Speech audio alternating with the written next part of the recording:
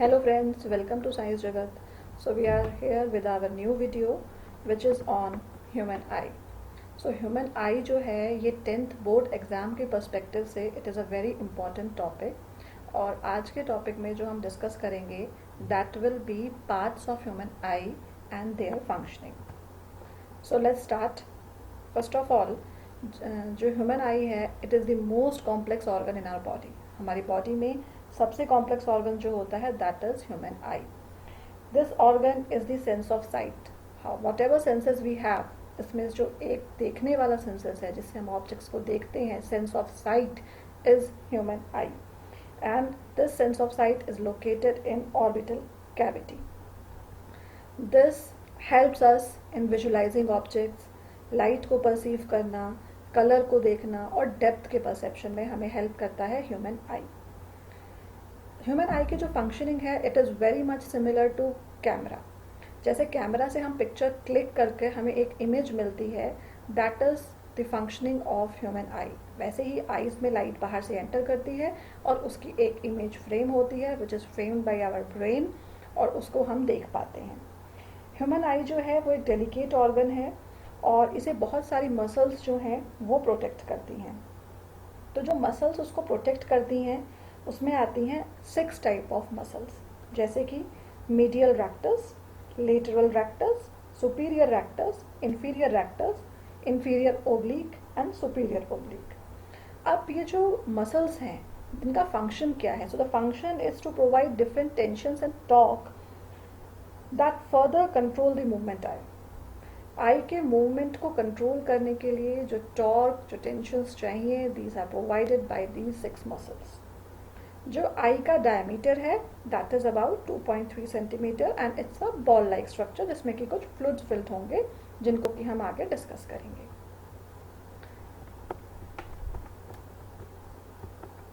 अब ये जो है आपका स्ट्रक्चर है ह्यूमन आई का. इसके पार्ट्स आप यहाँ पर देख पा रहे होंगे: sclera, cornea, pupil, lens, iris, ciliary body, optic nerve, fovea, retina and choroid. इन सारे पार्ट्स को हम एक एक करके डिस्कस करेंगे. तो सबसे पहला पार्ट जो आता है ह्यूमन आई का दैट इज स्क्लेरा. तो जो हम अपनी आईज में वाइट कलर का पोर्शन देखते हैं that is sclera. The white portion of the eye is known as sclera. ये एक टफ पार्ट है जो कि हमारी आई को प्रोटेक्शन प्रोवाइड करता है. Next is cornea. कॉर्निया भी स्क्लेरा का ही पार्ट है but it is the only 1/6 portion of sclera. Sclera oblique portion है, वहां पर हमें कुछ दिखाई नहीं देता है. Cornea is a transparent section. It's a part of sclera but it is transparent and it is only the 1/6 part of sclera. Cornea को हम विंडो ऑफ आई भी कहते हैं कि जहाँ से लाइट जो है वो हमारी आईज में एंटर करती है. इसका काम जो है वो आई के डेलिकेट स्ट्रक्चर को प्रोटेक्शन प्रोवाइड करना है, लाइट की एंट्री को हमारी आई में के एंट्रेंस को कंट्रोल करना है, शेप आई की मेंटेन करता है ये कॉर्निया जो है, और आई को एक स्मूथ स्ट्रक्चर जो है ये प्रोवाइड करता है. Next part is iris.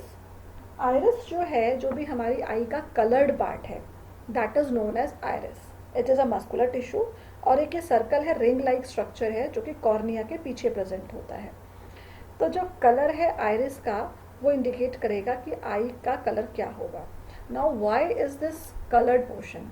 तो इस कलर्ड पोर्शन में क्या होता है, if we are talking about some blue eyes और ग्रीन आईज और ब्राउन आईज और ब्लैक आईज, तो बाकी सारी लाइट जो है वो एब्जॉर्ब हो जाती है और जिस कलर को रिफ्लेक्ट करता है आपका आइरिस उसी कलर की आई जो है वो हमें दिखाई पड़ती है. ये आइरिस जो है ये रेगुलेट करने के लिए और एडजस्ट करने के लिए लाइट की एंट्री को हेल्पफुल होता है. दूसरा पार्ट है आपका प्यूपिल. ये एक स्मॉल ओपनिंग है जो कि आपके आइरिस के पीछे प्रेजेंट होती है. प्यूपिल जो है वो एक दरवाजे की तरह से काम करता है.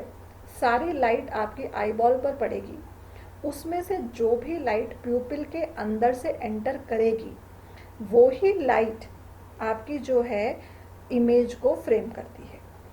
तो प्यूपिल का काम है लाइट की एंट्री को आईज के अंदर कंट्रोल करना. प्यूपिल के पीछे लेंस प्रेजेंट होते हैं जो लेंस है वो ट्रांसपेरेंट है और बाई कॉन्वेक्स लेंस है। इसके एक्शन को जो है सीलियरी मसल्स जो है वो कॉन्टैक्ट सॉरी जो है एडजस्ट करते हैं कि लेंस की शेप और साइज़ जो है वो कितनी होती है। लेंस का शेप और साइज़ जो है वो चेंज होता रहता है, वो अभी हम आगे लेक्चर में डिस्कस करेंगे। ये जो इमेज अभी विंडो पर दिखाई पड़ रही है, this is the detailed image of eye. इसमें हम देखेंगे sclera that we have discussed is the white portion of eye, then iris, this is the colored portion of eye, फिर यहाँ पर pupil, that black colored hole जिसके अंदर से light enter करती है, then cornea that we have already discussed, then anterior chamber जिसको हम कहते हैं aqueous humor, then posterior chamber ciliary body और muscles, फिर यहाँ पर आता है आपका sclera, choroid and retina, और फिर ऑप्टिक नर्व आ जाती है। तो मैं आपको स्क्लेरा, आयरिस, प्यूपिल और कॉर्निया का फंक्शन तो बता चुकी हूँ। उसके बाद हम आ जाते हैं कोरॉइड पर।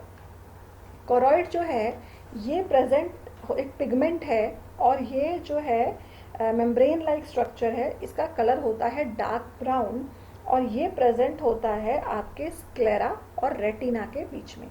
इन दोनों के बीच में प्रेजेंट होगा आपका स्क्लेरा, राइट। उसके बाद जो है आता है आपका सीलियरी बॉडी। सीलियरी बॉडी का काम है लेंस की शेप और साइज को मेंटेन करना। अब ये जो सीलियरी बॉडी है, this is the extension of choroid. Choroid ही आगे जाकर सीलियरी बॉडी को फ्रेम करता है। यहाँ पर प्रेजेंट है आपके रेटिना, और अब जो है यहाँ पर हम दो फ्लूइड्स की बात कर रहे हैं। एक है आपका एंटीरियर चैम्बर जिसको कि हम कह रहे हैं aqueous humour. Aqueous means water, humour here is fluid. तो यहाँ पर कॉर्निया और आपके लेंस के बीच में या फिर आयरिस और लेंस के बीच में ये जो बीच वाला स्ट्रक्चर है, यहाँ पर आपको एक फ्लूइड दिखाई देता है, पानी जैसा स्ट्रक्चर होता है जिसको कि हम कहते हैं एक्वस ह्यूमर। होता क्या है, इसमें 90% तो वाटर होता है, बाकी के 10% इसमें ascorbic acid, glucose, amino acid, ये सारी चीज़ें प्रेजेंट होती हैं। इसका काम होता है हमारे कॉर्निया और लेंस को न्यूट्रिशन प्रोवाइड करना, ठीक है। इसको सिक्रीट करता है सीलियरी, जो आपके सीलियरी प्रोसेसेस हैं वो इसको सिक्रीट करते हैं कैपिलरी एक्शन के थ्रू, और ये आई की शेप को जो है वो मेंटेन करता है, राइट। यहाँ पर दूसरा है आपका विट्रस बॉडी या विट्रस ह्यूमर।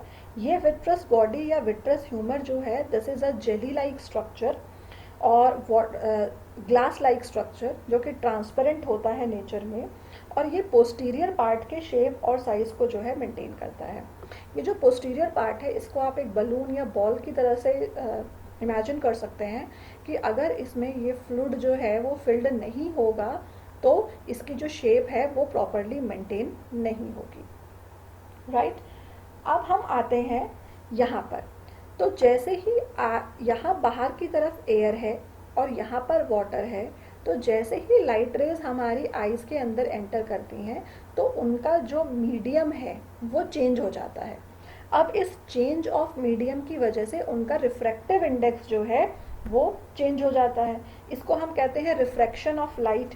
तो रिफ्रैक्शन ऑफ लाइट क्या है कि लाइट के डायरेक्शन में जो है वो चेंज हो जाएगा जब वो एक मीडियम से दूसरे मीडियम के अंदर ट्रांसफर होते जाएंगे, राइट। तो जैसे एयर का जो रिफ्रैक्टिव इंडेक्स है दैट इज 1, कॉर्निया का 1.376, एक्वस ह्यूमर का 1.33, लेंस का 1.42।